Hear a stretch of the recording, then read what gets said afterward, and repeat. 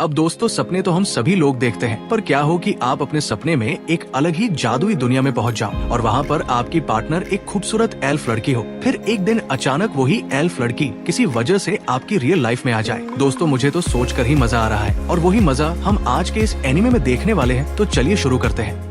तो इस कहानी की शुरुआत में हम अपने मेन हीरो को देखते हैं जो ऑफिस में अपना काम कर रहा होता है। तभी एक लड़की उससे कहती है कि आज हम पार्टी कर रहे हैं, तो क्या तुम आना चाहोगे? जिस पर हमारा हीरो मना कर देता है और काम खत्म करके वहाँ से निकल जाता है और घर आकर फ्रेश होकर अपने लिए खाना बनाता है और उसे टिफिन में पैक करके रख देता है और बिना खाना खाए ही सोने चला जाता है। अब ऐसा क्यों है ये हमें आगे पता चलेगा। फिर इसके बाद हम देखते हैं कि उसे बचपन से ही मैजिकल दुनिया, मॉन्स्टर्स, इन सब में इंटरेस्ट होता है, जिस वजह से वो हमेशा से ही अपने सपने में एक दूसरी दुनिया में चला जाता था और वहाँ अपनी डेली लाइफ एंजॉय कर रहा होता है। और जब उसको कोई मॉन्स्टर मार देता था तभी वो अपनी नींद से जाग पाता था। और आज भी वो हमेशा की तरह अपने सपनों की दुनिया में जाता है, जहाँ वो अपने आप को एक जंगल में पाता है और कहता है, लगता है मैं कल रात यही सो गया था। जिसके बाद वो एक नदी में अपना चेहरा देखता है और कहता है, मैं इस दुनिया में काफी सालों से एक बच्चे के रूप में ही हूँ। लगता है इस दुनिया में एज धीरे बढ़ती है। तभी वहाँ पर एक एल्फ लड़की आ जाती है जो दिखने में काफी ज्यादा खूबसूरत होती है। उसका नाम मैरी होता है। वो अपने हीरो, जिसका नाम काजीरो है, उससे गुड मॉर्निंग कहती है। तब काजीरो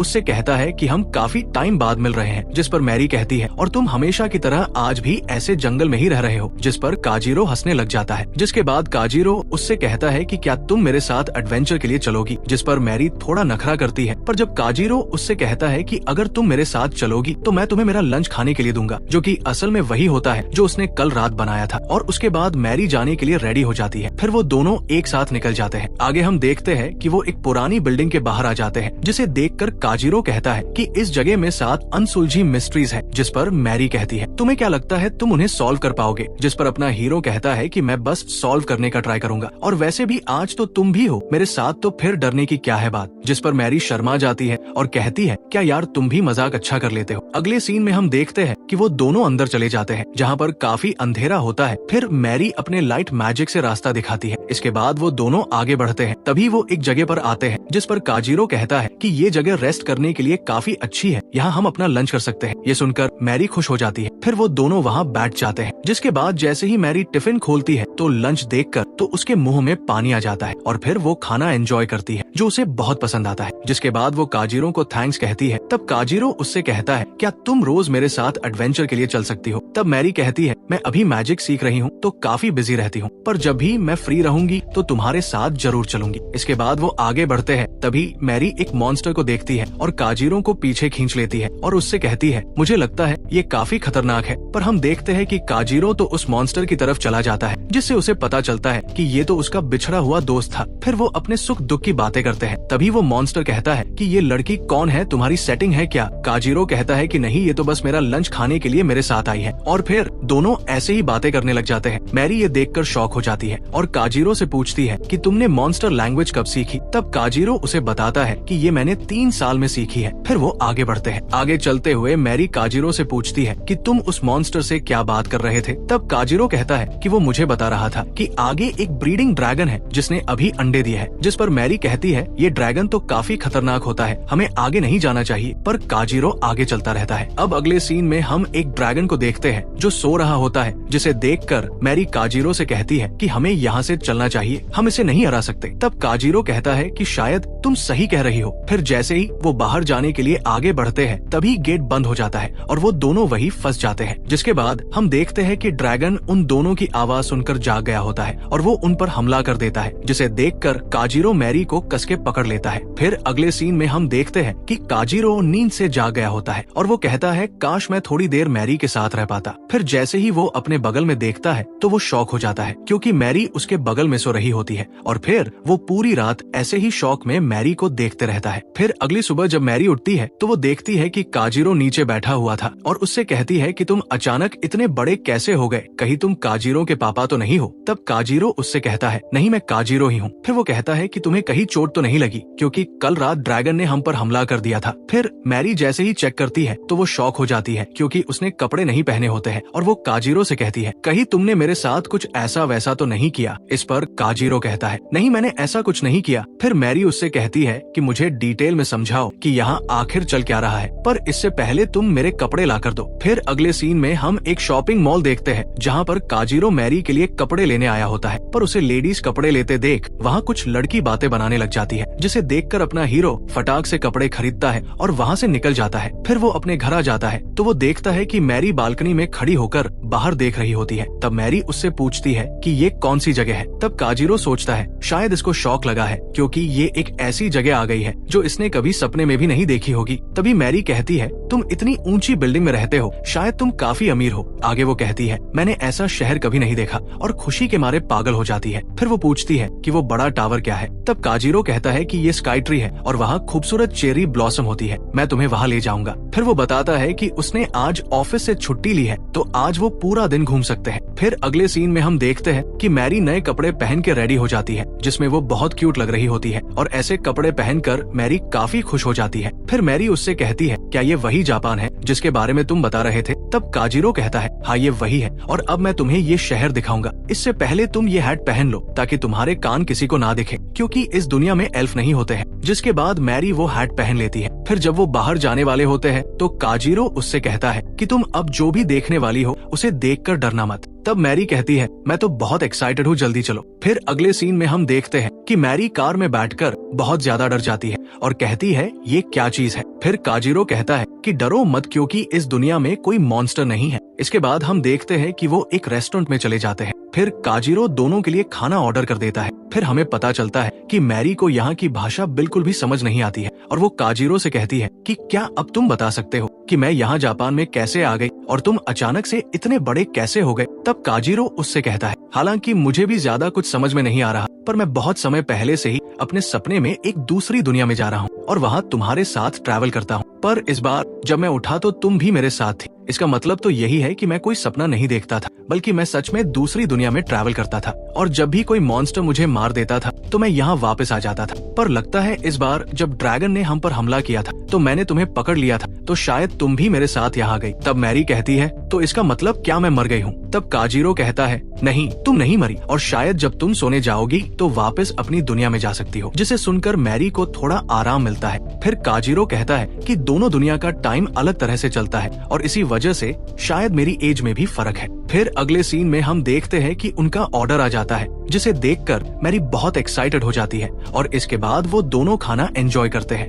अब अगले सीन में हम देखते हैं कि वो दोनों चेरी ब्लॉसम देखने के लिए पहुंच जाते हैं, जिसे देखकर मैरी बहुत खुश हो जाती है और कहती है कि ये कितनी खूबसूरत जगह है। फिर इसके बाद काजिरो कहता है कि अब तुम यहाँ हो तो मैं तुम्हें जापान की सभी खूबसूरत जगह दिखाने ले चलूंगा, और फिर वो दोनों हाथ में हाथ डालकर चलने लगते हैं। और फिर काजिरो और मैरी पूरे दिन घूमते घूमते रात तक मटर गश्ती करते रहते हैं। अब हमारा भाई काजिरो मन ही मन थोड़ा फिल्मी हो रहा है, सोच रहा है, वाह ये तो मेरी लाइफ का बेस्ट डे है, मैरी के साथ सब कुछ परफेक्ट लग रहा है। उसकी खुशी का तो कोई ठिकाना नहीं था। लेकिन तभी मैरी सीरियस होकर काजिरो से पूछती, अगर मैं अपनी दुनिया में वापस नहीं जा पाई तो क्या होगा। भाई ये सवाल सुनते ही काजिरो थोड़ी देर के लिए फ्रीज हो गया। फिर शर्माते हुए उसने कहा, अगर ऐसा हुआ तो हम हमेशा साथ रहेंगे, मैं तुम्हें अपनी इस दुनिया के हर खूबसूरत हिस्से में घुमाऊंगा। अब इतना सुनने के बाद मैरी का रिएक्शन तो भाई साहब, उसके चीक्स ऐसे गुलाबी हो गए जैसे कोई इमोजी ब्लश मार रहा। अगले सीन में हम देखते हैं कि घूमने फिरने के बाद वो दोनों घर वापस आ जाते हैं। जैसे ही मैरी दरवाजे के अंदर कदम रखती है, बड़ी ही एक्साइटमेंट से कहती है, आज तो मुझे बहुत मजा आया, वाकई तुम्हारी दुनिया मस्त है। काजिरो उसे देखकर हल्के से मुस्कुराता है और कहता है, सुनो तुम अब काफी ज्यादा थकी हुई लग रही हो, बेहतर होगा कि तुम जाकर नहा लो। और जैसे ही वो ये बोलता है, भाई अपना एकदम हीरो की तरह हॉट वाटर चालू कर देता है। मैरी तो बाथटब देखते ही खुश होकर बोल उठती है, वाह ये क्या चीज है, और ये पानी बिना मैजिक के गर्म कैसे हो रहा है। अब बेचारा काजिरो अंदर से सोच रहा होता है, अरे यार इसे बिजली कैसे काम करती है, ये समझाना पड़ेगा क्या। फिर काजिरो उसे नहाने के लिए कुछ साबुन देता है और कहता है, देखो इसे साबुन कहते हैं, ये तुम्हें फ्रेश फील करवाएगा और तुम्हें बहुत मजा आएगा। मैरी उसकी तरफ बड़ी इनोसेंसी नजरों से देखती है और हंसकर कहती है, हाँ इसमें से कितनी मस्त खुशबू आ रही है। मैरी फिर साबुन लेकर नहाने चली जाती है। आगे हम देखते हैं कि काजिरो किचन में फुल शेफ वाइब्स में खाना बना रहा होता है। उसका एक्सप्रेशन बिल्कुल फोकस था, जैसे मास्टर शेफ का अगला कंटेस्टेंट बनने की तैयारी कर रहा हो। दूसरी तरफ मैरी बाथटब में रिलैक्स करते हुए थोड़ी ड्रीमी हो रही होती है। नहाते नहाते उसके दिमाग में काजिरो की वो बात गूंज रही थी, हम दोनों हमेशा साथ रहेंगे और जापान एंजॉय करेंगे। ये सोचते सोचते उसके चीक्स इतने लाल हो जाते हैं कि बस यही याद आता है। हाँ, टमाटर बड़े मजेदार, वाह टमाटर बड़े मजेदार। फिर वो नहा धोकर एकदम फ्रेश होकर बाहर आती है। जैसे ही वो बाहर आती है तो उसे एक मस्त खुशबू आती है और वो एक्साइटेड होकर तुरंत काजिरो से पूछती है, अरे ये इतनी मस्त खुशबू किसकी आ रही है? काजिरो मुस्कुराते हुए जवाब देता है, बस कुछ खास बनाया है, खाना रेडी ही होने वाला है, तुम जाकर टेबल पर बैठ जाओ। मैरी जल्दी से टेबल पर जाकर बैठ जाती है। काजिरो खाना लगा देता है और जैसे ही मैरी पहली बाइट लेती है उसकी आंखें चौड़ी हो जाती है। फिर वो धीरे धीरे खाना टेस्ट करती है और एक्साइटमेंट में बोलती है, अरे यार इसका स्वाद कितना मस्त है। उसे देखकर लग रहा था कि जैसे वो 7वें आसमान पर पहुंच गई हो। काजिरो थोड़ा हंसते हुए बोलता है, ये तो बस ट्रेलर है, अभी पूरी पिक्चर बाकी है। मैरी ये सुनते ही खुश हो जाती है। फिर डिनर के बाद काजिरो थोड़ा हेजिटेशन के साथ मैरी से कहता है, देखो सच ये है कि जब भी मैं तुम्हारी दुनिया में आता हूँ मैं लंच बॉक्स और पानी के अलावा ज्यादा कुछ नहीं ले जा पाता। ये सुनते ही मैरी थोड़ी कंफ्यूज हो जाती है और पूछती है, नहीं ले जा सकते से तुम्हारा मतलब क्या है? काजिरो उसे बताता है, एक बार मैंने तुम्हारी दुनिया में घड़ी और टॉर्च जैसे कुछ सामान ले जाने की कोशिश की थी, लेकिन मैं उनमें से कुछ भी नहीं ले जा पाया। मैरी का क्यूरियोसिटी लेवल आसमान छूने लगता है। वो फौरन पूछती है, अब ये टॉर्च क्या चीज है? काजिरो थोड़ा मुस्कुराते हुए टॉर्च लेकर आता है और समझाने लगता है, देखो जैसे तुम्हारे यहाँ मैजिक से रोशनी पैदा होती है वैसे ही हमारी दुनिया में बिना जादू के हम टॉर्च जैसी चीजों से रोशनी बना लेते हैं। फिर वो टॉर्च ऑन करके उसे दिखाता है। काजिरो को लग रहा होता है कि मैरी ये देखकर डर जाएगी, लेकिन मैरी भाई साहब नो रिएक्शन। वो बड़ी ही कैजुअली टॉर्च को घूरती है मानो ये कोई आम बात हो। मैरी कहती है, मुझे अब सब समझ आ गया है। काजिरो मैरी से कहता है, तुम्हें पता है मैं तुम्हारी दुनिया में अपनी नोटबुक भी नहीं लेके जा सकता। मैरी थोड़ी क्यूरियस होकर पूछती है, फिर तुम लंच बॉक्स कैसे ले जाते हो? काजिरो ये सुनकर हंसता है और जवाब देता है, अरे बस मैं उसे सोते समय अपने बेड के बगल में रख देता हूँ और वो अपने आप मेरे साथ तुम्हारी दुनिया में आ जाता है। मैरी इस पर सोचने लगती है और कहती है, मुझे लगता है कि कोई हम पर नजर रखे हुए है। ये सुनते ही काजिरो का दिमाग घूम जाता है। वो एकदम चौंक कर बोलता है, तुम्हारा मतलब ये है कि तुम्हारी दुनिया में कुछ रूल्स हैं जो कुछ चीजों को रोकते हैं और कुछ को आने देते हैं? मैरी कहती है, हाँ ऐसा हो सकता है और शायद तुम्हें किसी खास मिशन के लिए चुना गया है। काजिरो का एक्सप्रेशन तो भाई गजब का होता है और फिर वो सार्कास्टिकली बोलता है, मिशन? और वो भी लंच बॉक्स लाने का मिशन? ये तो पक्का किसी लो बजट मूवी का प्लॉट लग रहा है। मैरी उसकी बात सुनकर कहती है, अरे अब तुम हर बात में लंच बॉक्स को क्यों घुसेड़ रहे हो? और फिर दोनों ऐसे ही कुछ भी बातें करने लग जाते हैं, लेकिन जितना भी सोचते हैं किसी ठोस सोल्यूशन तक नहीं पहुंच पाते। फिर काजिरो कहता है, तुम्हें क्या लगता है जब हम दोनों वापस तुम्हारी दुनिया में जाएंगे तो क्या होगा? मैरी इस सवाल पर थोड़ा सोचती है और फिर जवाब देती है, अगर हम वहीं पहुंच गए जहां से निकले थे तो वो ड्रैगन हमें फिर से मार देगा। ये सुनते ही काजिरो मन में सोचने लगता है, अगर ऐसा हुआ तो मैं जब भी सोने जाऊंगा उस सपनों की दुनिया में पहुंच जाऊंगा और हर बार वो ड्रैगन मुझे मारेगा। ऐसे में तो मैं कभी सो ही नहीं पाऊंगा। हमें कुछ न कुछ तो करना ही पड़ेगा। वो गंभीर होकर मैरी से पूछता है, क्या हम किसी और तरीके से उस ड्रैगन से निपट नहीं सकते? मैरी थोड़ा कॉशियस होकर कहती है, वैसे तो उसे हराना इम्पॉसिबल है, पर मैंने कहीं सुना था कि उसे एक खास तरह की बियर बहुत पसंद है। ये सुनकर काजिरो एकदम से उठता है और फ्रिज से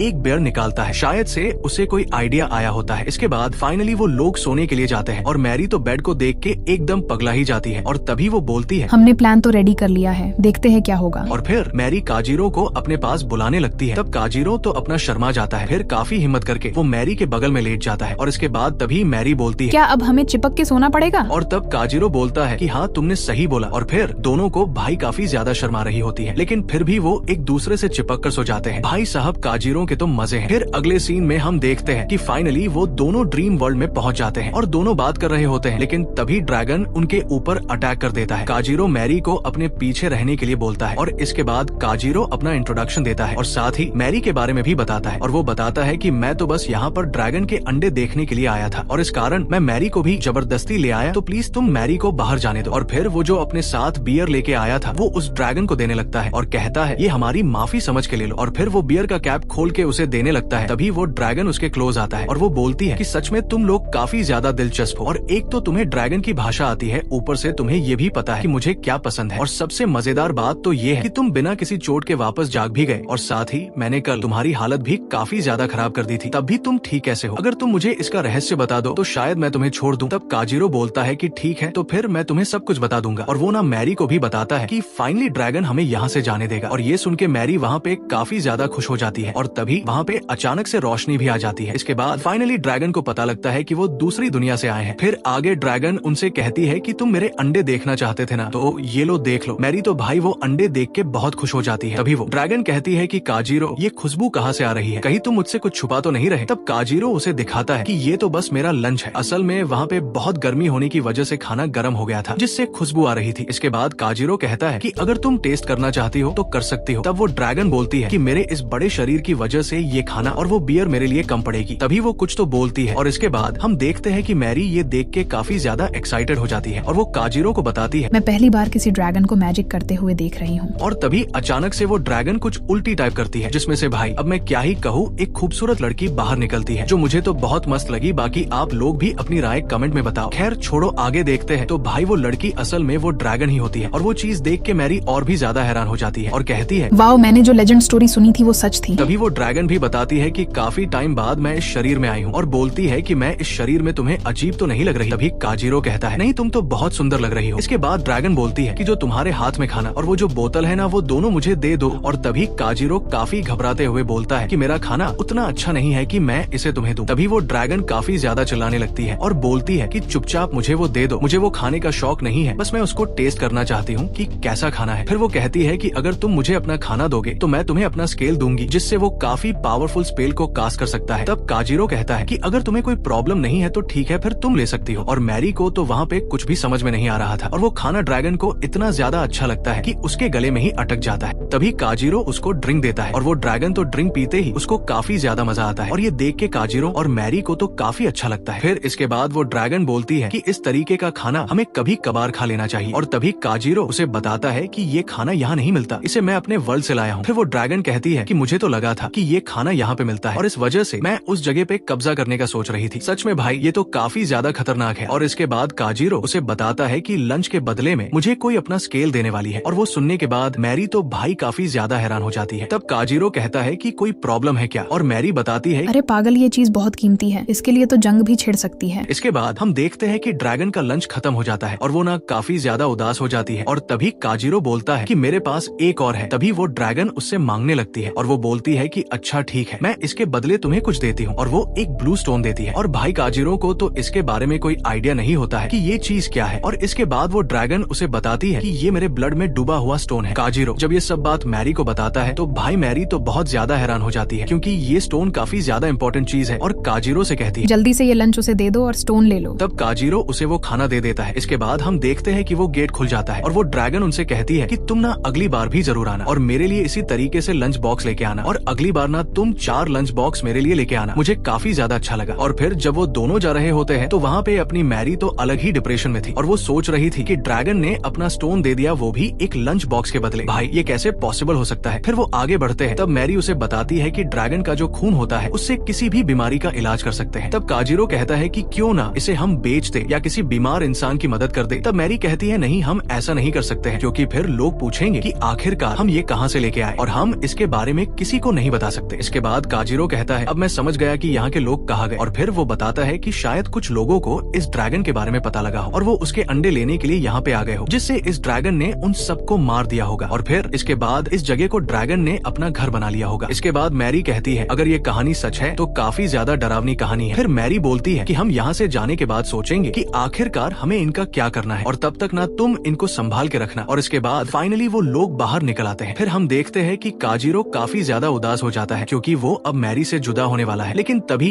मैरी बोलती है कि अब मैं सोने के लिए फिर से तैयार हूँ और तुम्हारे साथ चलने वाली हूँ, और क्या तुम प्लीज मुझे जापानीज भी सिखाओगे ना। और ये सुन के काजीरो तो काफी ज्यादा खुश हो जाता है। इसके बाद कितासे सोच रहा होता है कि मैरी कैसे उसकी दुनिया में आ गई और अब वो उसके साथ रहती है एक ही कमरे में। अगले सीन में हम देखते हैं मैरी जापानीज सीखने की कोशिश कर रही होती है। टीवी देखते देखते वो नए शब्द भी बोलने लगती है। कितासे को अब भी इस बात की आदत नहीं है कि उसके रूम में एक एल्फ लड़की रह रही है, वो भी इतनी खूबसूरत, बैंगनी आंखें, सफेद बाल और मासूमियत से भरी बातें। इतने में मैरी उसे देखती है और मुस्कुराकर कहती है, वेलकम बैक कितासे। कितासे थोड़ा चौंक जाता है। वो बताता है कि वो मैरी को डिस्टर्ब नहीं करना चाहता क्योंकि वो पढ़ाई में बिजी थी। फिर वो खुश होकर कहता है कि आज उसे चिकन डिस्काउंट में मिल गया तो सोचा गोजा बनाया जाए। लेकिन मैरी को गोजा के बारे में कुछ आइडिया नहीं होता। फिर जब कितासे किचन में सामान इकट्ठा कर रहा होता है तभी मैरी अचानक जापानीज में एक पूरा सेंटेंस बोल देती है। कितासे हैरान होकर बोलता है, तुम इतनी जल्दी सीख रही हो? मैरी कॉन्फिडेंस के साथ कहती है, हाँ 2 महीने में मैं पूरी तरह जापानीज सीख जाऊंगी। इसके बाद जब कितासे उसके लिए ड्रिंक लेकर आता है तो मैरी अचानक उसके सूट की खुशबू सूंघने लगती है। वो शर्मा जाती है, लेकिन कितासे मजाक में कहता है, तुम्हें ड्रिंक को स्मेल करना चाहिए। चाहिए। ये सुनकर मैरी तो और भी ज्यादा शर्मिंदा हो जाती है। फाइनली जब गोजा बनकर तैयार होता है, मैरी उसे चखते ही एक्साइटेड हो जाती है। ये तो जबरदस्त है। कितासे मुस्कुराते हुए कहता है, फिक्र मत करो, तुम्हारे लिए जितना चाहे उतना बना सकता हूँ। मैरी नॉटी होते हुए कहती है, क्योंकि मैं इतनी क्यूट एल्फ जो हूँ, इसीलिए तुम मेरे लिए बार बार बना सकते हो। लेकिन तभी कितासे को महसूस होता है कि मैरी ने शायद थोड़ा ज्यादा ड्रिंक कर लिया है। इसके बाद कितासे बर्तन धो रहा होता है और तभी मैरी उससे पूछती है कि कितासे वो जो ड्रैगन स्केल और साथ ही ब्लड स्टोन थे वो कहाँ पे हैं? तब कितासे उसे बताता है कि इसके बारे में तो मुझे बिल्कुल भी नहीं पता, बट जब हम दूसरी दुनिया में जाएंगे तो वापस हमें सारा सामान मिल जाएगा और ये इसी तरीके से काम करता है। फिर मैरी बोलती है, अच्छा ऐसा होता है क्या? और कितासे बताता है, शायद मेरे हिसाब से जब मैं वापस मेरी दुनिया में आता हूँ तो मेरे शरीर के साथ साथ कोई भी मेरे कपड़े और मेरे बैग भी नहीं देख सकते। और इसके बाद वो समझाने लगता है कि जैसे ही वो इस दुनिया में आता है तो उस दुनिया से गायब हो जाता है। इसके बाद मैरी बताती है, जरूर इसके पीछे कोई ना कोई होगा। और कितासे बोलता है, एक दिन तो मैं जरूर इस सच्चाई को पता करके रहूंगा। और वो बोलता है कि चलो फिर अब हमारे जाने का टाइम हो गया। फिर मैरी बताने लगती है, उसको जादू के ऊपर ना काफी सारे लेख भी लिखने हैं और सच बताऊं तो ये काम मुझे काफी ज्यादा बेकार लगता है, बट ये उसको कंपलसरी करना ही होता है। तभी कितासे बोलता है, क्या तुमने कभी मैजिकल स्टोन देखा है? तब मैरी बोलती है, तुम कहना क्या चाहते हो, क्योंकि उसे आज तक किसी ने भी नहीं देखा। ये तो बस एक लेजेंड स्टोरी है। बट रुको जरा, ड्रैगन का इंसानी रूप भी तो एक लेजेंड स्टोरी था, बट वो रियल था, तो क्या पता ये भी रियल हो सकता है। और तभी कितासे बोलता है, क्यों ना हम उसको खोजे और पता लगाए कि वो रियल है या फिर नहीं। और फिर मैरी बोलती है, हाँ हम ऐसा कर सकते हैं, बट तुम्हें दोपहर का लंच भी साथ लेके जाना होगा। और तब कितासे इस बात पे एग्री हो जाता है। रात में जब वो दोनों सोने जाते हैं तब कितासे सोचता है, मैरी अब और भी लंबे समय तक मेरे साथ रहने वाली है। अगले सीन में सुबह होते ही दोनों फिर से दूसरी दुनिया में पहुंच जाते हैं। मैरी आसमान की तरफ देखती है और कहती है, आज का मौसम बहुत अच्छा लग रहा है। कितासे एक मैप निकाल कर बताता है कि आज उनका मिशन है जल शिखर नाम की जगह पर जाना, जहां मैजिकल स्टोन मौजूद हो सकते हैं। तभी मैरी बताती है, ये जगह तो काफी ज्यादा दूर है और हमें काफी टाइम लगेगा जाने में। और तब कितासे बोलता है, तुम बिल्कुल भी फिक्र मत करो, मेरी स्किल्स की मदद से हम काफी जल्दी वहाँ पहुँच जाएंगे। और इसके बाद वो बोलता है, तुम मुझे पकड़ लो। और तब मैरी उसे पकड़ती है। तभी वो लोग धरती के नीचे चले जाते हैं और मैरी बताती है, यहाँ पे तो काफी ज्यादा अंधेरा है। फिर कितासे उसे बताता है, अभी हम धरती के नीचे आ चुके हैं। और इसके बाद वो मूव करना स्टार्ट कर देते हैं और वो चीज मैरी को काफी ज्यादा अच्छी लगती है। फिर कितासे बताता है, ये स्किल एक ट्रेन की तरह काम करती है, जिससे वो लोग बहुत जल्दी पूरा डिस्टेंस कवर कर लेते हैं। इसके बाद फाइनली वो लोग एक खंडर जैसी जगह पर पहुंच जाते हैं, जो कि एक रेगिस्तान में होता है। मैरी तो ये देखकर काफी ज्यादा गुस्सा हो जाती है। वो बोलती है, इस खंडर के लिए मैं इतनी दूर आई। फिर कितासे बोलता है, मैरी तुम फिक्र मत करो, हमें यहाँ मैजिकल स्टोन जरूर मिलेगा। मैरी को ये सुनकर एक्साइटमेंट तो होती है, लेकिन रास्ता लंबा था और गर्मी उसे परेशान करने लगी। थोड़ी दूर चलने के बाद वो हिम्मत हारने लगती है, लेकिन कितासे उसे मोटिवेट करता है, बस थोड़ा और, हम करीब पहुंच रहे हैं। इसी बीच एक और कहानी खुलती है। एक बच्चा जो कैद में है और उसके पास एक रहस्यमयी नीले रंग का स्टोन है। जैसे ही कितासे और मैरी खंडहर के करीब पहुंचते हैं, कितासे को महसूस होता है कि कोई उन्हें देख रहा है। वो मैरी से कहता है, हमें एक्टिव रहना होगा। लेकिन मैरी अभी भी गर्मी से परेशान थी और कुछ ज्यादा ध्यान नहीं दे रही थी। आगे बढ़ते ही उन्हें एहसास होता है कि ये जगह वीरान हो चुकी है और 200 सालों से यहाँ से कोई पत्थर नहीं निकाल पाया। फिर अचानक दूर कहीं से एक जोरदार आवाज आती है। एक बच्चा किसी से डरकर रो रहा था। फिर हम देखते हैं कि कुछ सस्पिशियस लोग एक दूसरे से बात कर रहे होते हैं। यहाँ 2 अजनबी आए हैं, एक बच्चा और एक एल्फ। तभी एक दूसरा आदमी कहता है, उन्हें खत्म कर दो या मॉन्स्टर का खाना बना दो। अगले सीन में हम देखते हैं, मैरी अपनी मैजिक स्किल से एक फायर लिजार्ड समन करती है, जो पहले क्यूट दिखता है लेकिन फिर इवॉल्व होकर खतरनाक बन जाता है। कितासे उसकी स्किल देखकर चौंक जाता है, तुम्हारी मैजिक पावर तो काफी जबरदस्त है। तभी मॉन्स्टर अटैक करता है। कितासे हवा में जोरदार जंप लगाकर सिर्फ एक शॉट में उसे खत्म कर देता है, लेकिन तभी 3 और मॉन्स्टर आ जाते हैं। नेक्स्ट सीन में हम देखते हैं कि एक छिपा हुआ दुश्मन जो दूर से सब देख रहा था, अचानक एक टेक्निक इस्तेमाल करता है, स्टील आई, और कितासे के बैग में देख लेता है। उसे मैजिकल स्केल और ब्लड स्टोन के बारे में पता चल जाता है। वो कहता है, मुझे नहीं पता ये चीजें क्या हैं, लेकिन मैंने ऐसी चीजें पहले कभी नहीं देखी। फिर वो आदमी उस बच्चे को डराता है और उससे कहता है कि वो अपनी पावर से कितासे को मार दे। अगले सीन में हम देखते हैं, मैरी और कितासे मॉन्स्टर से लड़ रहे होते हैं। लेकिन तभी वो बच्चा जो कैद में था मैजिकल स्टोन का इस्तेमाल करता है और एक जायंट मॉन्स्टर बुला लेता है। मैरी और कितासे दोनों दंग रह जाते हैं। कितासे कहता है, ये बहुत ज्यादा ताकतवर लग रहा है, शायद हम इसे हरा भी ना पाए। मैरी घबराई हुई होती है, लेकिन कितासे तुरंत रियल वर्ल्ड में वापस लौटने का फैसला करता है। जैसे ही वो रियल वर्ल्ड में लौटते हैं, दोनों एक दूसरे को देखकर मुस्कुराते हैं। हम बाल बाल बच गए। मैरी कॉफी लेते हुए कहती है, है। आज का दिन तो सच में दिलचस्प था। कितासे भी सोचता है, लेकिन उस बच्चे, स्टोन और उन लोगों के बारे में हमें और पता लगाना होगा। कोई ना कोई इन सब के पीछे जरूर है।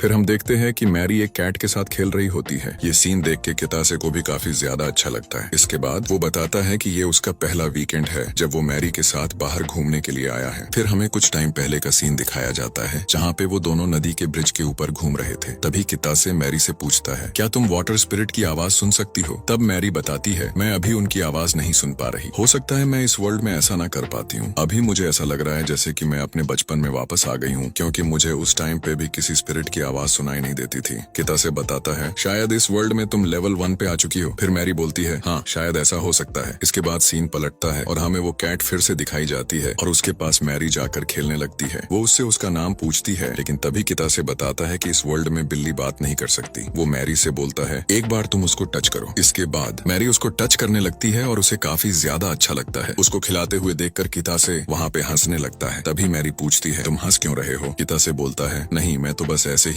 इसके बाद कितासे मैरी को लेकर लाइब्रेरी में जाता है उसे पढ़ाने के लिए। मैरी लाइब्रेरी देखकर काफी ज्यादा एक्साइटेड हो जाती है। वो बोलती है, काश मैं यहाँ अपनी दुनिया की बुक ला पाती, फिर मैं यहाँ पे काफी अच्छे तरीके से पढ़ पाती। फिर कितासे बोलता है, सच में मैरी तो काफी पढ़ाकू है। इसके बाद कितासे एक मैप में देखकर कहता है, मुझे लगता है हमें चिल्ड्रंस सेक्शन में जाना चाहिए। तभी मैरी कहती है, तुम्हें क्या मैं छोटी बच्ची लगती हूँ जो बच्चों वाली बुक पढ़ूंगी? तब कितासे कहता है, मुझे लगा कि वो बुक तुम्हें काफी ज्यादा इंटरेस्टिंग लगेगी, इसलिए मैंने ये डिसाइड किया। फिर मैरी मान जाती है। इसके बाद वो वहाँ से चलते हैं और तभी एक किताब मैरी को काफी ज्यादा पसंद आती है। उसके अंदर के कलर्स और कैरेक्टर्स देखकर वो बोलती है, ये बुक कितनी सुंदर है। फिर कितासे उसे बताता है, ये पिक्चर बुक है, क्या तुम्हें इसको पढ़ना है? मैरी मना कर देती है और बोलती है, मुझे काफी ज्यादा अट्रैक्टिव लग रहा था, इस कारण मैंने इसे चेक किया। फिर कितासे बताता है, इस बुक के अंदर कैट काफी सारी कंट्री में ट्रेवल करता है। ये बुक अब पहले की तरह पॉपुलर नहीं रही। मैरी बोलती है, लेकिन फिर भी मुझे ये बुक काफी ज्यादा अच्छी लगी। कितासे पूछता है, क्या तुम इसे पढ़ना चाहती हो? मैरी कहती है, मुझे इसे पढ़ना तो है, लेकिन मैं अभी भी ढंग से लेटर्स नहीं पढ़ पाती हूँ। तभी कितासे बोलता है, कोई बात नहीं, इसे मैं तुम्हारे लिए पढ़ दूंगा। ये सुनकर मैरी को काफी ज्यादा खुशी होती है।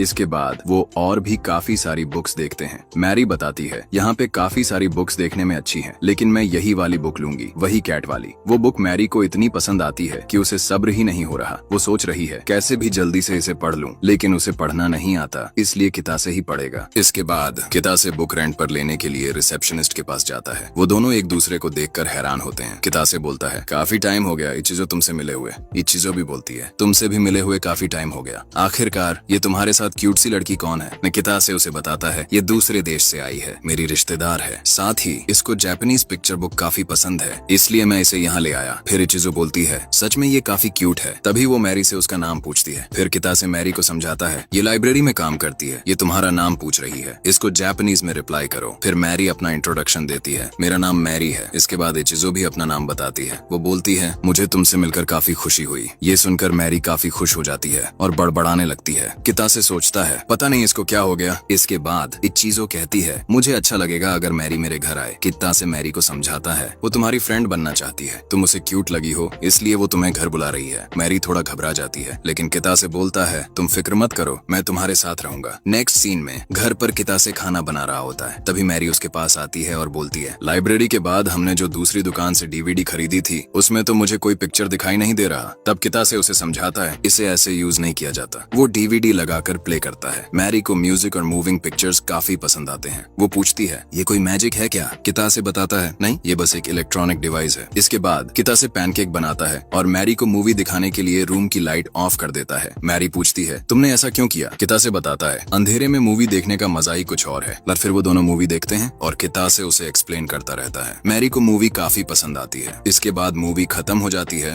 तभी अचानक से मैरी कितासे के ऊपर जंप करके बैठ जाती है और कितासे तो भाई सोच रहा था क्या ये अब किस करने वाली है, पर मैरी उसकी उम्मीदों पर पानी फेरते हुए बोलती है, क्या हम ये मूवी दोबारा देख सकते हैं? मुझे ये बहुत अच्छी लगी। नेक्स्ट सीन में कितासे खाना बना रहा होता है। तभी अचानक अर्थक्वेक आ जाता है। मैरी तो डर के मारे बाथरूम से बिना कपड़ों के ही भागकर कितासे को हक कर लेती है। तभी कितासे चिल्लाता है, तुम प्लीज पहले अपने कपड़े पहन लो। फिर वो समझाता है, ये सिर्फ अर्थक्वेक था, बेटा डरने की जरूरत नहीं है। इसके बाद रात को कॉफी पीते हुए कितासे बताता है हमें उस ड्रैगन वाले वर्ल्ड में वापस जाना होगा। मेरा प्लान है कि हम ट्रेवलिंग ट्रेन से वहाँ जाएं। मैरी हाँ करते हुए कहती है हमें उस बच्चे को भी बचाना चाहिए। आखिर में रात के सीन में कितासे मैरी को बुक पढ़ के सुना रहा होता है। मैरी तो कहानी सुन के सो जाती है। इसके बाद कितासे को अपने बचपन की याद आती है जब उसके दादाजी उसे कहानियां सुनाते थे। फिर वो दोनों सो जाते हैं और दूसरी दुनिया में पहुंच जाते हैं। इसके बाद हमें एक ओल्ड कैट दिखाई जाती है जो मावी नाम के एक बच्चे को स्टोन दिखा रहा होता है जो कि असल में उसका ग्रैंडपा होता है। फिर मावी जैसे ही उस स्टोन को टच करता है वो स्टोन ग्लो करने लगता है। इसके बाद मावी के ग्रैंडपा बताने लगते हैं कि हमारी पीढ़िया इसको काफी टाइम से संभालती आ रही है और इसके पावर्स को हैंडल करती है। इस स्टोन के पावर्स के बारे में वो बताते हैं कि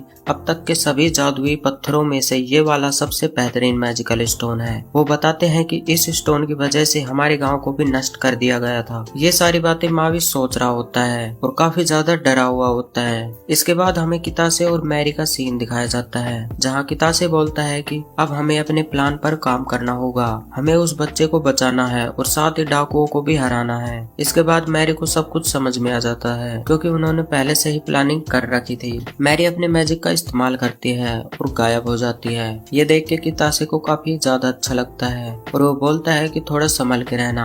फिर मैरी कहती है कि तुम मेरी फिक्र मत करो और अपना ध्यान रखना। दोनों अपने अपने अलग अलग मिशन पर निकल जाते हैं। इसके बाद हमें पास्ट का सीन दिखाया जाता है जहाँ वो लोग प्लानिंग कर रहे होते हैं कि सबसे पहले हमें बच्चे को ढूंढना होगा। इसके लिए हम खुद डाकुओं की नजरों में आएंगे जिससे वो हमें देख लें और हमारे पास यही मौका होगा जिससे हम बच्चे से बात कर पाएंगे। फिर मैरी कहती है कि मैं उस समय मॉन्स्टर को डिस्ट्रैक्ट करूंगी। कितासे बोलता है कि ये काफी रिस्की हो सकता है लेकिन मैरी कहती है कि तुम मेरी फिक्र मत करो। इसके बाद कितासे को एक बंदर नजर आ जाता है। फिर वो मैरी को इसके बारे में बताता है। मैरी काफी सारे फायर लिजर्ड को समन करती है और उन्हें रेत में छिपा देती है। तभी कितासे बोलता है कि मैरी अब तुम अपना अटैक करो। फिर मैरी एक कोकोनट ट्री पर फायर अटैक करवाती है जिसकी आवाज सुन के एक डाकू कितासे को देख लेता है। इसके बाद वो अपने मास्टर को बताने के लिए जाता है। इसके बाद हम देखते हैं कि वो मॉन्स्टर दोबारा से बाहर निकल जाता है। तब कितासे पूछता है कि मैरी तुम ठीक तो हो ना? मैरी बताती है कि मैं तो एकदम ठीक हूँ, क्या तुम्हें वो बच्चा कहीं दिखा? तभी कितासे को वो बच्चा नजर आ जाता है जो उस समय मैजिकल स्टोन का इस्तेमाल कर रहा था। कितासे बताता है कि मुझे वो बच्चा मिल गया है। ये सुनकर मैरी को काफी अच्छा लगता है। इसके बाद मैरी के लिजर्ड उस मॉन्स्टर को डिस्ट्रैक्ट करने लगते हैं और ये देखकर कितासे को भी काफी अच्छा लगता है। कितासे सोचने लगता है कि शायद मैजिक सच में काफी बढ़िया है और उसे भी कुछ मैजिक सीखने चाहिए, खासकर स्पिरिट मैजिक। उस मॉन्स्टर के अटैक होते हुए देख मावी को काफी डर लगता है। इसके बाद कितासे मावी के पास आ जाता है और वो मावी से बात करता है। मावी को तो विश्वास ही नहीं हो पाता कि कोई इंसान उसकी लैंग्वेज कैसे समझ सकता है। तभी कितासे पूछता है कि तुम यहाँ अकेले हो या कोई और भी है? तब मावी बताता है कि मैं यहाँ अकेला ही हूँ और काफी कमजोर हूँ। फिर वो बताता है कि वो अपने ग्रैंडपा के साथ छिपा हुआ था। उसके ग्रैंडपा बताते थे कि इंसान काफी खतरनाक होते हैं लेकिन एक दिन इंसानों ने उन पर अटैक कर दिया और उसके ग्रैंडपा की वहीं डेथ हो गई और मावी को कुछ डाकू पकड़कर यहाँ ले आए। ये सब सुनकर कितासे को बुरा लगता है। कितासे कहता है कि तुम बिल्कुल भी फिक्र मत करो, मैं तुम्हारी मदद करूंगा, तुम मेरे साथ चलो। मुझे पता है कि तुम्हें इंसानों पर भरोसा नहीं है लेकिन तुम मेरे ऊपर कर सकते हो। मावी कितासे पर विश्वास कर लेता है और बोलता है कि प्लीज तुम मुझे बचा लो। तभी अचानक से डाकुओं की सेना उन पर अटैक कर देती है लेकिन कितासे उस अटैक से बच जाता है और मावी को भी बचा लेता है। तब डाकुओं का लीडर बोलता है कि मुझे अब समझ आया कि तुम कल कहाँ गायब हो गए थे, तुम्हारे पास पक्का कोई ट्रांसपोर्टेशन स्किल है। तब कितासे कहता है कि हाँ तुमने एक तरह से सही समझा। फिर कितासे लीडर से पूछता है क्या तुम इस बच्चे की जंजीर खोलने का कष्ट करोगे? लीडर कहता है ठीक है तो फिर हम एक डील करते हैं, मैं वो जंजीर खोल दूंगा पर तुम मुझे अपना बैग दे देना। कितासे कहता है अच्छा तो तुम्हारे पास कोई डिटेक्शन स्किल है? लीडर बोलता है हाँ तुमने सही कहा। कितासे सोचता है कि ये पक्का झूठ बोल रहा है। इसके बाद वो अपनी तलवार से उस पर अटैक करके मैजिक स्टोन तोड़ देता है जिससे बच्चे की जंजीर अपने आप टूट जाती है। इसके बाद वो लीडर काफी खुश होता है और बोलता है मैं तुमको नहीं छोड़ूंगा, मैं तुमको मार दूंगा। इसके बाद डाकू के साथी कितासे से लड़ने आते हैं लेकिन कितासे सभी को आसानी से डोज कर लेता है। तभी एक मजबूत बंदा कितासे से लड़ने आता है और अपने आर्म को शील्ड की तरह बना लेता है। कितासे की तलवार उससे टकराती है और कितासे उसे रोकने का प्रयास करता है। फिर तभी कितासे वहाँ से गायब हो जाता है और वो बंदा पानी में गिर जाता है। फिर उनका लीडर बोलता है तुम लोग ये क्या कर रहे हो, किसी को भी भागने मत दो। कितासे मावी के पास चला जाता है। मावी पूछता है आपकी वो स्किल तो काफी बढ़िया है, आप ये कैसे करते हो? तब कितासे उसे बताता है कि ये तो बस से एक इल्यूजन की तरह होता है जिससे मैं वहाँ से भाग पाता हूँ। एक्चुअली मैं काफी कमजोर हूँ, इसलिए मैं बस भागने की टेक्निक यूज करता हूँ। इसके बाद कितासे मावी को थोड़ी देर वहाँ रुकने के लिए कहता है। तभी मावी अपना नाम बताता है और इसके बाद कितासे भी अपना नाम बताता है। फिर डाकू कितासे को ढूंढने आते हैं। कितासे उनके अटैक को डोज करके एक डाकू को नॉकआउट कर देता है। मैरी कितासे से पूछती है तुम ठीक तो हो ना? कितासे कहता है हाँ मैं एकदम ठीक हूँ। तब मैरी बताती है लगता है वो मॉन्स्टर पानी के अंदर चला गया है। इसके बाद कितासे उस लीडर को देखता है जो उसे ढूंढ रहा होता है। कितासे सोचता है कि इनका लीडर काफी तेज है, मुझे ध्यान से काम करना होगा। तभी डाकू थोड़ा स्माइल करता है और बोलता है फाइनली वो एल्फ मुझे मिल गई। लीडर अपने असिस्टेंट को मैरी को पकड़ने के लिए भेजता है। कितासे भी सोचता है लगता है इसने अपनी स्किल से मैरी को ढूंढ लिया है, अब मुझे कुछ करना होगा। इसके बाद जैसे ही कितासे डाकू के पीछे जाता है उनका लीडर उस पर हमला कर देता है। इसके बाद हम देखते हैं कि लीडर उस बच्चे को किडनैप कर लेता है और कहता है कि अगर तुम अपनी स्किल का यूज नहीं करोगे तो मैं इस बच्चे को जला दूंगा। कितासे उसकी बात मानकर बच्चे के पास चला जाता है, जिससे वो लीडर समझ जाता है कि कितासे अपनी स्किल से अपने साथ बच्चे को नहीं ले जा सकता। फिर वो कितासे को अपनी तलवार फेंकने के लिए कहता है। कितासे अपनी तलवार को नीचे फेंक देता है और बोलता है यही तो मैं चाहता था। इसके बाद वो मावी को पकड़कर गायब हो जाता है, पर वो ज्यादा दूर नहीं जा पाते हैं और वो दोनों रेत में गिर जाते हैं, लेकिन उन्हें कुछ नहीं होता है। फिर कितासे पूछता है तुम ठीक हो ना? मावी बताता है हाँ मैं एकदम ठीक हूँ। कितासे मावी को लेके भागने लगता है। डाकू गुस्से में बोलता है मैं तुम्हें स्टोन लेके भागने नहीं दूंगा। तभी अचानक से वो मॉन्स्टर आ जाता है और डाकुओं के ऊपर हमला कर देता है। फिर वो मॉन्स्टर उन दोनों के पास आता है और कुछ ढूंढने लगता है। फिर वो बच्चा कहता है कि अब मुझे याद आया, मेरे ग्रैंडपा ने मुझे बताया था कि ये स्टोन इस मॉन्स्टर का है और अभी ये हमारे पास है, जिससे ये जमीन के नीचे से हमारी दुनिया में आ गया है। फिर कितासे कहता है कि मावी तुम्हें जो ठीक लगे तुम्हें वो करना चाहिए। इसके बाद मावी वो स्टोन मॉन्स्टर को दे देता है, जिसके बाद वो मॉन्स्टर स्टोन लेकर जमीन के अंदर वापस चला जाता है। इसके बाद कितासे सोचता है कि अगर मैं यहाँ मर जाता तो मैं जापान वापस चला जाता, पर मैरी यहीं रह जाती। फिर हम देखते हैं कि जमीन के अंदर से एक छिपा हुआ डंजन खुल गया होता है। इसके बाद मैरी उन दोनों के पास आती है और वो मावी को देखती है तो वो उसे बहुत क्यूट लगता है। फिर हमें रात का सीन दिखाया जाता है जहाँ सैनिक भी आ गए होते हैं। एक आदमी कितासे से कहता है तुम लोगों का धन्यवाद, अब तुम फिक्र मत करो, हम उन डाकुओं को कड़ी सजा देंगे। फिर कितासे कहता है उस बच्चे को भी सुरक्षा प्रदान करनी होगी। फिर वो सैनिक कहता है कि हाँ हमें इस बच्चे की आगे जरूरत होगी, हमारा देश इसकी अच्छे से केयर करेगा। इसके बाद वो लोग उस डंजन के बारे में बात करने लगते हैं और कितासे भी सोचता है कि पता नहीं इसके अंदर क्या होगा। फिर हमें एक अजीब सी जगह दिखाई जाती है जहाँ कुछ लोग उस डंजन के बारे में बातें कर रहे होते हैं, जिसे हमने पिछले एपिसोड में देखा था। फिर हमें कितासे और मैरी का सीन दिखाया जाता है जहाँ कितासे मैरी को बता रहा होता है कि उसको स्पेशल परमिशन मिला है जिससे वो डंजन के अंदर जा सकता है, लेकिन मैरी जो होती है वो उस डंजन के अंदर जाने से मना कर देती है। तब कितासे उससे उसका कारण पूछता है। तब मैरी बताती है कि उसे उसकी रैंक की वजह से शायद परमिशन नहीं मिलने वाला, क्योंकि वो डंजन काफी ज्यादा खतरनाक हो सकता है।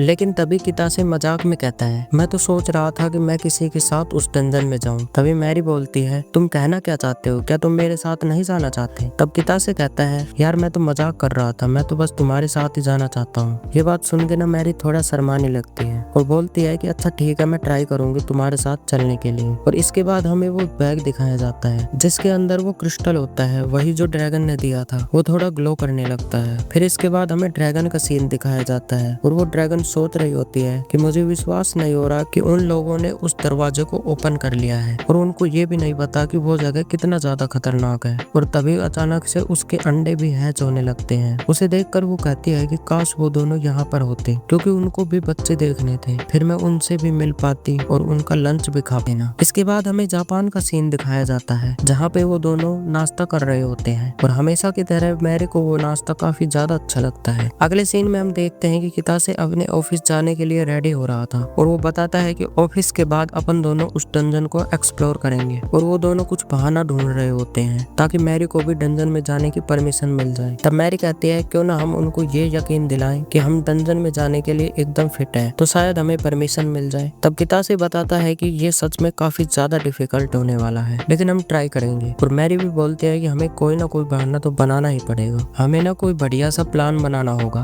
ताकि गिल्ड को भी हमारे ऊपर भरोसा हो जाए। इसके बाद हम देखते हैं कि कितासे ऑफिस जा रहा होता है, लेकिन तभी मैरी उसको रोक देती है और फिर उसको गुड बाय बोलती है और कितासे भी उसको गुड बाय बोल के वहाँ से चला जाता है। इसके बाद हमें ट्रेन का सीन दिखाया जाता है जहाँ कितासे सोच रहा होता है है मुझे ना थोड़ी प्लानिंग करनी होगी, और साथ ही वो डाकुओं के बारे में भी सोचने लगता है क्योंकि वो लोग काफी मुश्किल से बच पाए हैं, क्योंकि जब वो डाकू अपने साथी को ही नहीं छोड़ रहा तो पता नहीं मैरी का क्या करता। फिर कितासे सोचता है कि मुझे ना और भी पावरफुल बनना होगा ताकि मैं उनकी रक्षा कर सकूं और साथ ही डंजन को भी अच्छे तरीके से एक्सप्लोर कर सकूं, और ऐसे ही काफी सारी चीजें उसके दिमाग में चल रही थी। फिर इसके बाद हमें मैरी दिखाई जाती है जो घर की सफाई कर रही होती है, और उसने घर को एकदम अच्छे तरीके से चमका दिया था। और इसके बाद वो ना पढ़ाई करने के लिए बैठती है, और पढ़ाई करने के बाद वो जब घड़ी को देखती है तो उसका लंच करने का टाइम हो जाता है, और इसके बाद ना वो लंच बनाने के लिए जाती है, जहाँ पे उसको याद आता है कि कितासे ने उसको किस तरीके से बताया था कि लंच को बनाना है, मतलब कि वो अवन को कितने टेम्परेचर पे गर्म करना है और साथ ही कितने समय के लिए गर्म करना है। सारी चीजें कितासे ने उसको बताया होता है, और उसी तरीके से ना मैरी एकदम टाइमर सेट कर देती है, मतलब कि सेम वैसे ही करती है जैसे कितासे ने उसको बताया था। फिर इसके बाद हम देखते हैं कि मैरी को बिल्कुल भी सब्र नहीं हो रहा होता है, और वो बार बार ओवन को देख रही होती है। फिर इसके बाद फाइनली उसका डिनर बन के रेडी हो जाता है, और फिर हम देखते हैं कि वो टीवी ऑन करके कार्टून देखते टाइम खाना खा रही थी। उसका टेस्ट ना उसको काफी ज्यादा अच्छा लगता है, और वो काफी ज्यादा एंजॉय करके खाना खाती है। वैसे कौन कौन खाना खाते टाइम TMKOC देखता है, कमेंट में जरूर बताना। इसके बाद हमें कितासे दिखाया जाता है जो अपना लंच कर रहा था, और उस टाइम पे ना वो मैरी के बारे में भी सोच रहा था। और इसके बाद कितासे के पास ना इचीजो का मैसेज आता है। उसने लिखा था कि तुम्हें वो पिक्चर बुक कैसी लगी, और वो ना उसकी भी फेवरेट पिक्चर बुक थी। और फिर कितासे बताता है कि मैरी को ना वो बुक काफी ज्यादा अच्छी लगी, और इसके बाद वो दोनों मोबाइल पे बातें करने लगते हैं। इसके बाद इचीजो कितासे और मैरी को डिनर के लिए पूछती है, जिसके बाद कितासे भी डिनर के लिए रेडी हो जाता है, और ये बात सुन के ना इचीजो को भी काफी ज्यादा अच्छा लगता है। फिर इसके बाद फाइनली हमें कितासे और मैरी एक रेस्टोरेंट में बैठे हुए नजर आते हैं, और वो जगह ना मैरी को काफी ज्यादा अच्छा लग रही थी। इसके बाद वो जैसे ही कॉफी टेस्ट करते हैं तो मैरी को उसका टेस्ट काफी ज्यादा बेकार लगता है। तब कितासे उसे बताता है कि तुम्हें इसमें शुगर ऐड करना चाहिए। इसके बाद वो शुगर मिला के उसको देता है, वो बोलता है कि अब इसको टेस्ट करो। इसके बाद जब दोबारा मैरी वो टेस्ट करती है तो इस बार उसको काफी ज्यादा अच्छा लगता है। फिर इसके बाद ना वो दोनों वहाँ पे लंच की ही बातें करने लगते हैं, और वो दोनों काफी ज्यादा मजाक मस्ती कर रहे होते हैं। मैरी तो वहाँ पे कितासे का गाल भी खींचने लगती है। फिर तभी वहाँ पे इचीजो भी आ जाती है, और फिर इचीजो ना दोनों को इतना वेट करने के लिए धन्यवाद बोलती है, और दोनों को अपना इंट्रोडक्शन देती है। और उसके साथ जो आदमी होता है ना वो उसका हस्बैंड होता है, उसका नाम ना तोरू होता है। फिर कितासे और तोरू एक दूसरे को अपना इंट्रोडक्शन देते हैं। फिर इसके बाद वहाँ पे वो कुछ देर बातें करने लग जाते हैं, और फिर फाइनली वो रेस्टोरेंट के अंदर जाते हैं, और मैरी तो बस उस रेस्टोरेंट को देखे ही जा रही थी। तब कितासे उसे बताता है कि ये ना एक फ्रेंच रेस्टोरेंट है। फिर इसके बाद जब कितासे उसके अंदर का मेन्यू देखता है तो भाई वो काफी ज्यादा महंगा होता है, और वो सोचता है कि शायद मैं तो इसको अफोर्ड भी नहीं कर पाऊंगा। और तभी तोरू वहाँ पे कहता है कि तुम्हें इनवाइट हमने किया है तो ये हमारा फर्ज बनता है। फिर इसके बाद मैरी बोलने लगती है कि यहाँ पे इतने सारे कांटे और चम्मच क्यों रखे हुए हैं। तब कितासे बताने लगता है कि इनकी मदद से ना हम खाना खाने वाले हैं, और सच बताऊं तो वो सारी चीजें देख के ना मैरी काफी ज्यादा एक्साइटेड हो रही थी। फिर इसके बाद वहाँ पे एक एक करके काफी सारे डिशेज आने लगती हैं, और वो सभी डिश मैरी को काफी ज्यादा अच्छी लगती है। फिर सभी लोग वहाँ पे काफी ज्यादा हंसी मजाक करके खाना खाते हैं और काफी ज्यादा एंजॉय करते हैं। फिर ये जो बताती है कि अभी ना एक काफी बढ़िया सी चीज आने वाली है। मैरी को ना वहाँ पे कुछ भी समझ में नहीं आता है कि वो क्या बात कर रही है। फिर कितासे उसे बताता है कि वो ना यहाँ का काफी ज्यादा फेमस फूड है। फिर इसके बाद फाइनली वो भी आ जाता है वहाँ पे। जब मैरी वो टेस्ट करती है तो भाई वो एकदम हैरान ही हो जाती है, मतलब कि दंग रह जाती है, और वो बोलने लगती है सच में फ्रेंच फूड तो काफी ज्यादा डिफरेंट होता है और काफी ज्यादा टेस्टी भी होता है। फिर तभी कितासे बोलता है कि अभी डेजर्ट आना तो बाकी है। ये सुन के मैरी तो खुशी के मारे कितासे को पकड़ के हिलाने लगती है और बोलती है मेरे पेट में तो बिल्कुल भी जगह नहीं बची, पता नहीं मैं डेजर्ट कैसे खा पाऊंगी। तभी वो दोनों नोटिस करते हैं कि यहाँ पे और भी दो लोग हैं, और वो दोनों काफी ज्यादा शर्माने लगते हैं। फिर ये जो बोलते हैं कि अरे कोई बात नहीं, तुम काफी ज्यादा अच्छे लग रहे हो, बिल्कुल एक कपल की तरह। तभी तोरू भी कितासे से पूछता है क्या ये तुम्हारी गर्लफ्रेंड है। फिर कितासे ना हैरान होते हुए बोलता है नहीं ऐसी कोई भी बात नहीं है। और इसके बाद वो सभी कॉफी पीने के लिए आते हैं। वहाँ पे ना इचीजो मैरी की काफी ज्यादा तारीफ करती है, और ये बात मैरी को समझ में नहीं आता है क्योंकि इचीजो ना जापानीज में बोली थी। फिर कितासे उसको समझाने लगता है। फिर मैरी इचीजो को धन्यवाद करती है और बोलती है अभी ना वो जापानीज अच्छे तरीके से सीख रही है। फिर कितासे भी बताता है कि मैरी तो जापानीज मूवी भी देखने लगी है। फिर कितासे उनको बताता है कि हम ना मेरे दादाजी के पुराने घर पर जाने का प्लान कर रहे हैं, मतलब कि कहीं घूमने जाने का, क्योंकि मैरी को काफी ज्यादा घूमने का मन था। तभी तोरू कहता है कि चिचुबो जैसी जगह कैसी रहेगी। इसके बाद में वो चिचुबो की हॉट स्प्रिंग के बारे में बताने लगता है और साथ ही पिक्चर्स भी दिखाने लगता है। तब मैरी बोलते हैं कि ये क्या होता है। फिर कितासे उसको बताता है कि हॉट स्प्रिंग ना काफी ज्यादा फेमस होता है और इसके अंदर ना काफी ज्यादा रिलैक्सिंग भी फील होता है। और वो पूछता है कि क्या तुम वहाँ पे जाना चाहती हो। तब मैरी भी राजी हो जाती है। फिर तोरू बोलता है कि अगर तुम चाहो तो मैं टिकट अभी बुक कर देता हूँ। फिर कितासे ना उसको इसकी परमिशन दे देता है। इसके बाद फाइनली उनका मीटिंग वहाँ पे खत्म हो जाता है। तब कितासे उनको धन्यवाद भी करता है और कहता है कि आज का दिन सच में काफी ज्यादा अच्छा था और वो ना खाने के लिए भी धन्यवाद करता है। फिर इसके बाद इची जो कितासे से कहती है क्या मैं मैरी को अपने घर पर इनवाइट कर सकती हूँ, हम वहाँ पे काफी सारी मूवीज देखेंगे। तब कितासे बोलता है कि हाँ हम ऐसा कर सकते हैं। और तब इची जो बोलती है कि तो फिर ठीक है हम मंडे का प्लान करते हैं। इसके बाद कितासे ना मैरी को भी सारी बातें समझा देता है। तब मैरी ना काफी ज्यादा खुश हो जाती है। फिर नेक्स्ट सीन में हम देखते हैं कि मैरी और कितासे घर जा रहे होते हैं और तब मैरी बताती है कि मुझे ना स्ट्रेंजर के साथ खाना खाने में काफी ज्यादा अजीब सा लग रहा था, बट वहाँ पे तुम थे इस कारण मुझे बिल्कुल भी डर नहीं लगा। और सच बताऊं तुम काफी ज्यादा अच्छे हो और मैं तुम्हें भी धन्यवाद करना चाहती हूँ। और मुझे पता है कि सुनने में थोड़ा अजीब सा लग रहा होगा, फिर भी मैंने तुम्हें बता दिया। फिर कितासे भी उसको धन्यवाद करता है और बोलता है कि उसको भी काफी ज्यादा मजा आया। और वहाँ पे ना दोनों काफी ज्यादा ब्लश करने लगते हैं, मतलब कि दोनों ही सच में वहाँ पे काफी ज्यादा शर्माने लगते हैं और एक दूसरे का हाथ भी पकड़ लेते हैं। फिर इसके बाद कितासे बताता है कि मुझे एक बढ़िया प्लान आया है डंजन एक्सप्लोर करने को लेकर, और वो ना प्लान बताने लगता है। और मैरी भी बोलती है कि मुझे पता है कि तुम काफी ज्यादा मेरी फिक्र करते हो और मेरा काफी ज्यादा ध्यान रखना चाहते हो, बट तुम्हें ना इतना ज्यादा भी केयर करने की जरूरत नहीं है। और वहाँ पे इसी तरीके से दोनों काफी ज्यादा बातचीत करते हैं।